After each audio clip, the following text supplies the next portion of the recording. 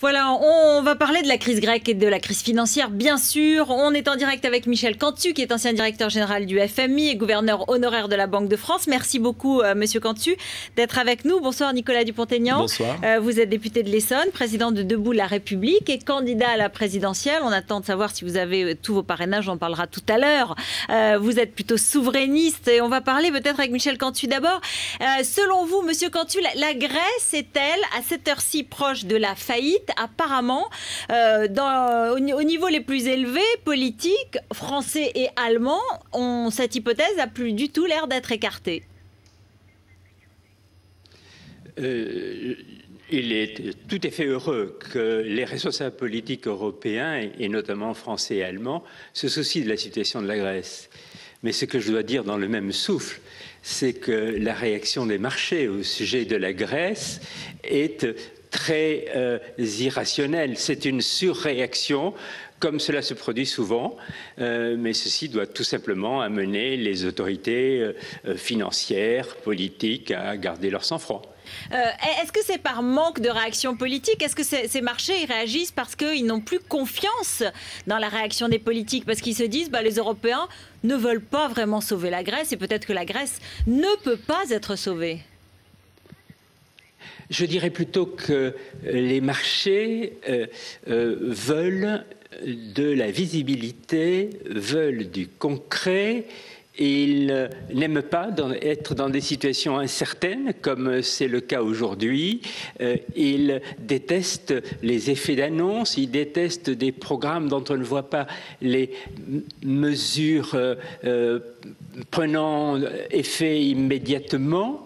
Et c'est la raison pour laquelle ils se méfient et ayant été parfois échaudés, ils attendent de voir et refusent de prendre des risques. Je pense cependant que la détermination de l'Europe tout entière pour soutenir ce membre en difficulté, à condition qu'elle se manifeste vite et sans toutes les tergiversations auxquelles nous avons assisté au cours des dernières semaines, ceci devrait contribuer à éviter que le pire ne se produise. Alors, je vois, pendant que vous parlez, Michel Cantu, Nicolas Dupont-Aignan qui fait non de la tête et qui n'y croit pas du tout. Écoutez, la réalité apparaît, d'ailleurs dans toute sa tristesse, c'est qu'on ne peut pas sortir un pays de la crise quand on lui impose une monnaie surévaluée, comme l'est l'euro par rapport à la productivité, à la compétitivité de l'économie grecque. Et ce qui arrive devait arriver. En mai 2010, j'avais dit à Madame Lagarde à l'Assemblée nationale que le plan de sauvetage imposait de tels sacrifices à la Grèce que ça allait aboutir à une récession. Vous pouvez demander à un peuple d'être rigoureux, mais faut-il encore qu'il ait une monnaie qui ne soit pas trop chère et que l'économie réelle puisse repartir? Donc en fait arrive ce qui devait arriver, on déverse des milliards, et notamment les contribuables allemands, les contribuables français. Il faut quand même que les Français sachent que là l'Assemblée nationale a voté 15 milliards en pure perte et qu'on augmente les impôts en France de 12 milliards pour payer cette perte.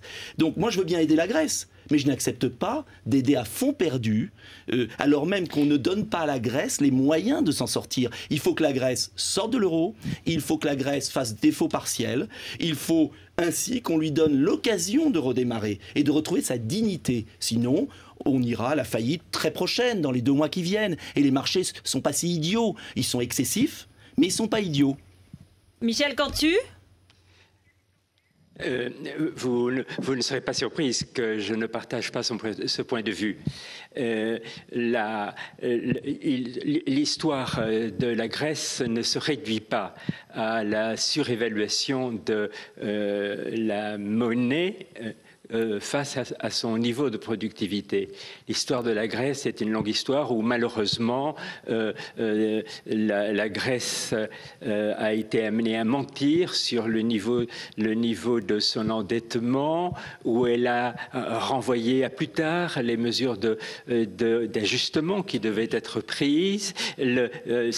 Tout ceci est en train d'être corrigé aujourd'hui avec un magnifique et très difficile effort de ce pays, avec avec en effet une solidarité communautaire qui s'exerce et qui a son prix.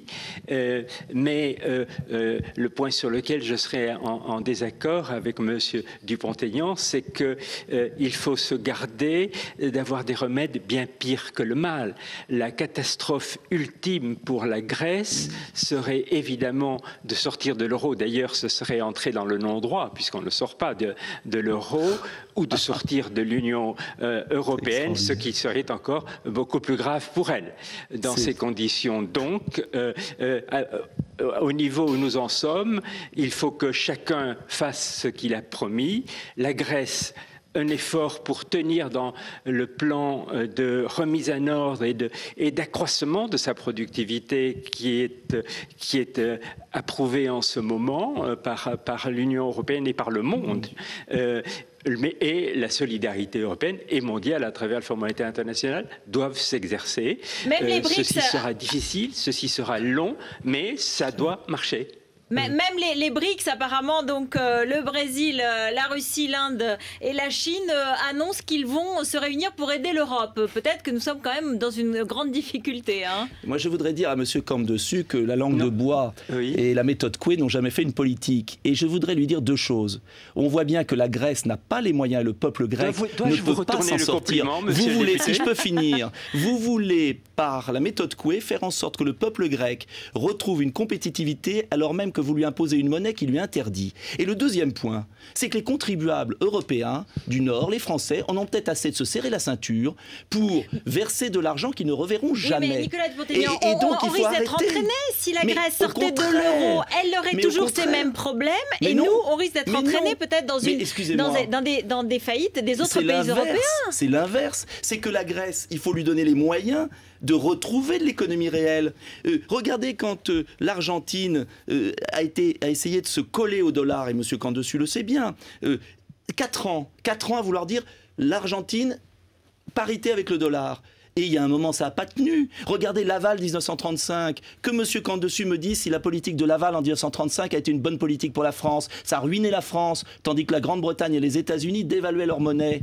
Donc, moi, j'en ai assez de ces fausses certitudes, de ces paroles d'experts qui conduisent des peuples à la ruine et à la révolution. C'est ça qui est en train de se produire en Grèce. Voilà, des violences. Alors, est-ce qu'on veut que ces peuples sombrent dans la violence ? N'est pas un homme politique. Hein. Il intervient comme expert dans cette émission, donc je voudrais le préciser. Et qu'on voit la violence qu'il y a en Grèce en ce moment. Je voudrais qu'on parle des banques françaises. J'ai pas envie de ça pour l'Europe. Un tout petit mot, Monsieur Camp-Dessus, mais je voudrais qu'on parle des banques françaises parce qu'il faut qu'on sache comment est-ce qu'on peut les protéger aujourd'hui. Elles sont attaquées, violemment attaquées.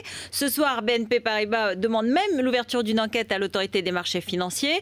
Est-ce que l'exposition des banques françaises à la dette grecque justifie ces attaques, ou est-ce que ce sont évidemment d'autres questions de trésorerie, de respect de la législation sur la trésorerie des banques, mais est-ce qu'il faut les nationaliser? C'est ce qui fait partie des choses qu'on dit. Est-ce qu'il faut les recapitaliser? C'est ce que Madame Lagarde, la directrice générale du FMI actuelle, qui le dit.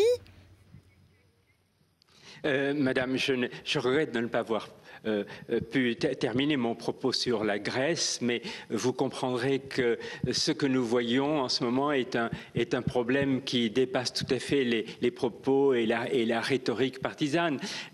Nous voyons les BRICS, comme vous le dites, se soucier de la situation de la Grèce. C'est tout simplement parce que le problème qui se pose là a une dimension mondiale. La communauté mondiale fait tout ce qu'elle peut de son côté pour régler ce problème. Les Grecs ont choisi d'avoir recours à elle. Les Grecs ne se plaignent pas de l'euro. Ils savent très très bien qu'ils gagnent beaucoup plus à avoir une monnaie comme celle-là que celle qu'ils auraient s'ils recréaient une drachme à un niveau épouvantablement dévalué qui démolirait leur économie. Voilà, tout ceci devait être dit. J'en viens maintenant aux banques françaises. Elles aussi font l'objet d'une surréaction totalement irrationnelle des marchés. Je crois que les banques françaises ne sont absolument pas menacées ni d'illiquidité ni d'insolvabilité, qui sont les deux maladies mortelles d'un système bancaire. Elles n'ont pas besoin de nationalisation. Pourquoi? Parce qu'elles ne sont pas en perte comme l'étaient les banques britanniques au moment où de la crise de 2008. Cette mesure a eu à être prise. Et enfin, je pense que les mesures qu'elles ont prises au cours des 2 dernières années pour renforcer leur front propre, le niveau relativement limité de leur exposition, comme on dit, aux risques souverains, y compris grecs, tout ceci, normalement, les met à l'abri d'une crise et de difficultés majeures. Les banques françaises sortiront... Oui ? Non, je parlais à Monsieur Dupont-Aignan. Est-ce que vous êtes aussi rassurant sur les banques françaises? Je ne serai pas aussi rassurant, mais je crois qu'il faut garder raison.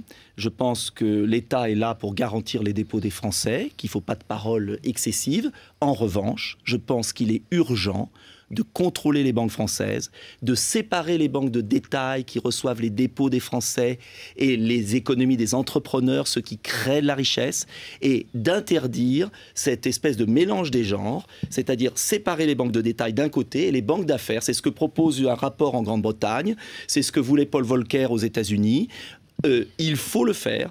Il faut supprimer les bonus aux traders. Il faut que les dirigeants bancaires qui ont commis des erreurs en ne s'occupant pas de l'économie productive en France et en rachetant des obligations d'État, c'est tellement plus confortable que de rechercher les talents dans notre pays, quittent leur poste. Il faut qu'il y ait des sanctions. Il faut contrôler le système bancaire. Mais si l'État recontrôle le système bancaire avec fermeté, je suis convaincu qu'on peut bien évidemment tenir le choc. Recontrôler, ça veut dire quoi? Nationaliser ou prendre une part de participation. Il ne faut pas tomber dans le tout État. Mais il faut mettre fin aux abus de dirigeants bancaires qui se croient au-dessus de l'État. J'ajoute que l'affaire de la Grèce, c'est rien pour les banques françaises.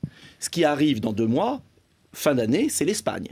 Et donc là, Espagne et Italie, si on continue à avoir un euro surévalué, aligné à 1,40 $ ou 1,30 comme aujourd'hui... si on fait sortir la Grèce de l'euro, alors on peut aussi se retrouver à faire sortir l'Italie et l'Espagne. Mais madame, alors c'est la fin de la zone euro. Mais c'est la fin de la monnaie unique qui est devant nous. Mais madame, c'est la fin d'une monnaie qui ne marche pas. Mais en revanche, on peut très bien avoir une monnaie commune, pas monnaie unique, c'est-à-dire on reviendra à des monnaies nationales articulées autour d'un euro monnaie de réserve.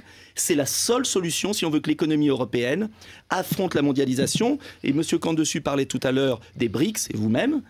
Moi, ça me fait quand même un peu de peine de voir que parce qu'on n'a pas protégé l'Europe, il y a eu une concurrence déloyale de la Chine et que maintenant elle vient nous racheter. Je trouve ça un peu culotté. Et j'aimerais qu'on défende nos intérêts. Et ce libre-échange déloyal, il faut le remettre en cause par un protectionnisme mesuré, sélectif. Juste en 20 secondes, monsieur Camdessus, 20 secondes pour conclure. Oui, j'aurais aimé que le temps de parole soit plus également réparti, mais ceci dit, il y a bien des points sur lesquels je serais d'accord avec monsieur Dupont-Aignan, en particulier sur la nécessité d'un contrôle beaucoup plus sérieux de la communauté des banques, de la communauté bancaire. La solution consistant à séparer banques d'investissement, banques de dépôt, est en effet à ses lettres de noblesse. C'est le choix de Paul Volcker m'a en effet très impressionné, ainsi que l'évolution actuelle de la pensée en Grande-Bretagne. Il faut quand même savoir que ce n'est pas notre culture bancaire. Il faut savoir aussi que les banques qui ont chuté en 2008 n'étaient pas des banques universelles, mais étaient des banques précisément de détail, sans volet d'investissement. Donc ça mérite d'être étudié. Merci. Pardon de vous interrompre, mais nous aurons l'occasion de redébattre car c'est évidemment un des thèmes de la campagne présidentielle. Merci beaucoup Michel Camdessus d'avoir été en direct avec nous. On a bien compris les questions qui pouvaient être à la fois des oppositions et des points d'accord. Merci beaucoup. Merci Nicolas Dupont-Aignan d'être venu sur le plateau de BFM TV. Restez avec nous.